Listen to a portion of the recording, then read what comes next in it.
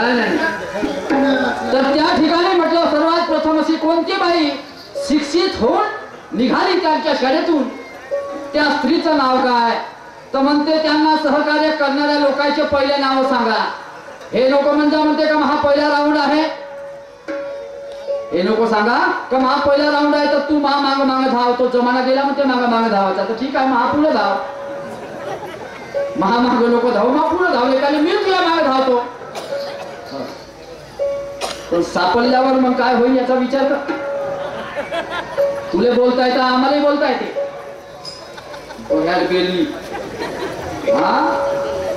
तुला रात्रभर कळ फेरू देणार नाही म्हणते.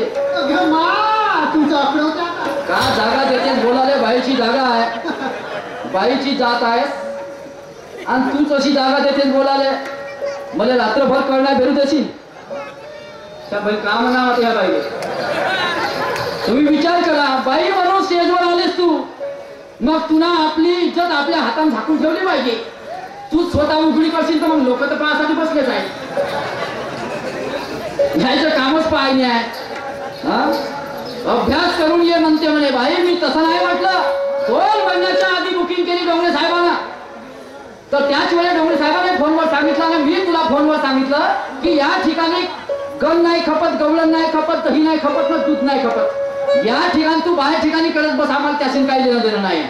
पण या रंगमंचावर शायरी अशीच होते की महापुरुषांच्या नावावर फुले शाहू आंबेडकरी विचारावर शायरी झाली पाहिजे. म्हणून म्हटलं तू आपली तयारी कर, तसा अभ्यास कर. मी तुला संधी दिली, सवय दिली, 2 महिन्यामध्ये 100 पुस्तकं वाचणं होते. मी हे बोललो होतो, तू अभ्यास नाही केला का, तुला अभ्यास नाही आहे का, तुला समजत नाही असा बोललो का? हा त्याच्यानंतर बाईचं म्हणणं आहे तुझाही बाप आहे म्हणते, याची तर माय बाप आहे म्हणते. घ्या आता पाया बिया पडली बिचारी. मी कोणाबद्दल गलत नाही बोलणार, मी फक्त शब्दाचा विरोधक माणूस आहे, विचाराचा विरोधक. मी माणसाचा विरोधक नाही आणि कोणा शाखेचा विरोधक नाही. मी नवीन निशाण काढलं, मला नाही पटलं कोणाचं पोती पुराण, मी ते स्वीकारलं नाही. मी स्वतःचं निशाण काढलं, जे देशाचं निशाण आहे ते मी निशाण काढलं. आणि या ठिकाणी रावणावाली घमंड लोक करू म्हणते. बाई ज्या माणसामध्ये गुण आहे आणि तसा तो बोलत असेल तर त्याला घमंड नाही म्हटलं जात. मला एकही डाव नसेल येत ना, मी जर खम ठोकत असेल तर त्याला म्हणते घमंड. पण मला 2-4 डावा येते ना, खम ठोकत असेल त्याला घमंड नाही म्हटलं जात. तो झाला स्वाभिमान. समजलं का?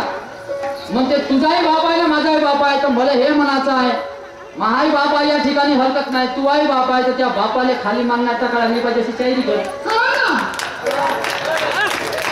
त्या बापाले खाली मागण्या टाका लागली पाहिजे असंच बोल ना, अशी शायरी कर.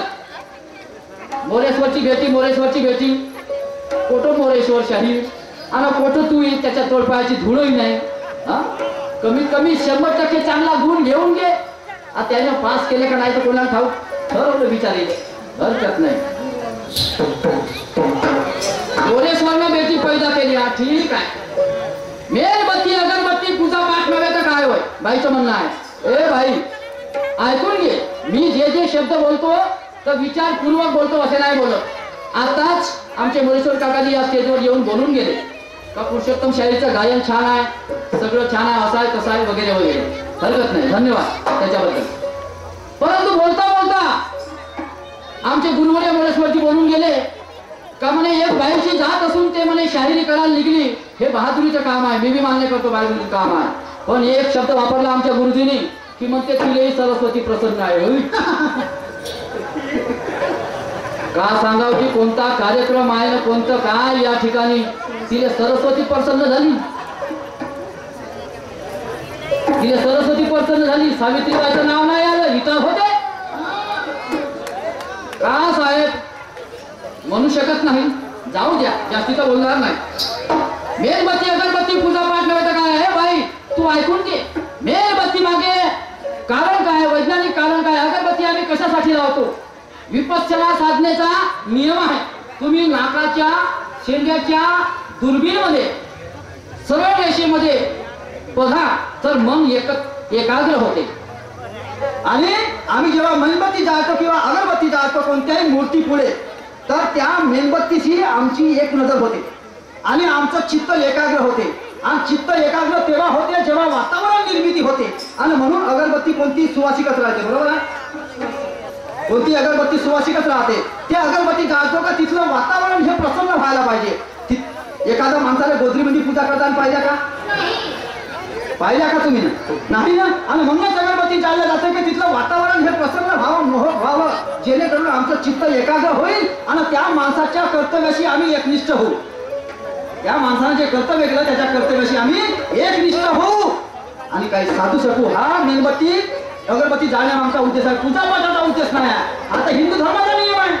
तो चित्त खपवून आलीस का बाई? तो इथं नाही खपणार ना, तो माझ्या सामने तर नाही खपणार.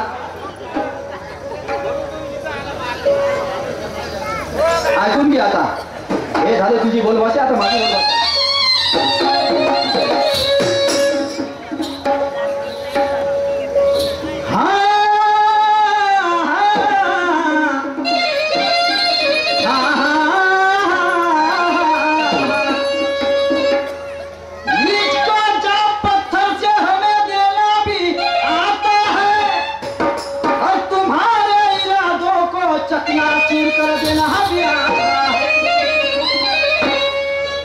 कमजोर नको समजू का? तू मला कमजोर समजतेस का? नाही, तू मला कमजोर समजतेस का? रात्रभर कळणार फिरू देणार पाहतो ना. आता तुम्हाला दणका मारून म्हणते. कार्यक्रम संपल्यावर रात्री जायचं नाही. सांगतो काऊन तर तूनच बोललीस कळ फिरू देणार नाही म्हणून कार्यक्रम संपल्यावर गोंदी आले पराचं नाही. पाहतो कशी नाही कळ फिरू देत. पेट्रोल की भरून आला. इसको जो पत्थर से हमें देना भी आता है और तुम्हारे यादों को चकनाचूर कर देना भी आता है. और तू तो समझती होगी अपने आप को, तो तुम्हें झुकना नहीं बल्कि झुकाना भी आता है. दोन्ही प्रकारचे हुनर ठेवतो भाई. एकाच प्रकारच्या हुनर नाही भागत. हा तमाशा आहे. कटू फूलों में मीठे मकरंद नहीं, कटू फूलों में कभी मीठे मकरंद नहीं मिलते और नालायक लोग सदा दुनिया के नजरों में चलते. कटू फूलों में मीठे मकरंद नहीं मिलते, नालायक लोग सदा दुनिया के नजरों में चलते और उसे ठोकर मारूं कैसे जिसे मेरे जूते भी पसंद नहीं करते. शेर औलाद है हम डरना नहीं जानते, शेर औलाद है हम डरना नहीं जानते और मैदान में उतरे तो कभी हारना नहीं जानते. शेर औलाद हम भी डरना नहीं जानते, मैदान में उतरे तो कभी हारना नहीं जानते. और जो हमको नहीं मानते उन्हें हम भी नहीं मानते. तू आम्हाला मान देशील तर आम्ही तुला मान देऊ ना, तर तुझ्या बापाच्याही नोकर नाही.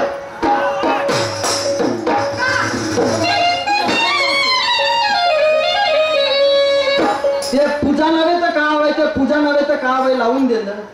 विषयाने विषय चालू द्या. आणि म्हणते तिला गवई ठेवते. मला सांगा, मी या ठिकाणी जे उद्बोधन केलं ते जर खोटं असेल तर तेही म्हणते ती सांगती आणि हे बाई सांगल. प्रश्न विचारला बाईला, बाई म्हणते त्याला सहकार्य करणाऱ्या माणसाच्या आधी नावं सांगा. त्याला सहकार्य करणाऱ्या माणसाच्या आधी नावं सांगा आणि मग म्हणते मी त्याचं नाव सांगतो. बाई शिवा गंगा महार, रानोबा कोळी, उस्मान शेख या लोकांनी त्या महात्मा ज्योतिराव फुलेला सहकार्य केलं स्त्री शिक्षणाच्या शाळा काढण्यासाठी. आणि त्याच्या शाळेतून पहिली शिकून निघलेली महिला तिचं नाव आहे फातिमा शेख. आलं का लक्षात? मी केव्हाही कोणाचा उष्ण आपल्या अंगावर ठेवत नाही ना. मी प्रश्न करतो तर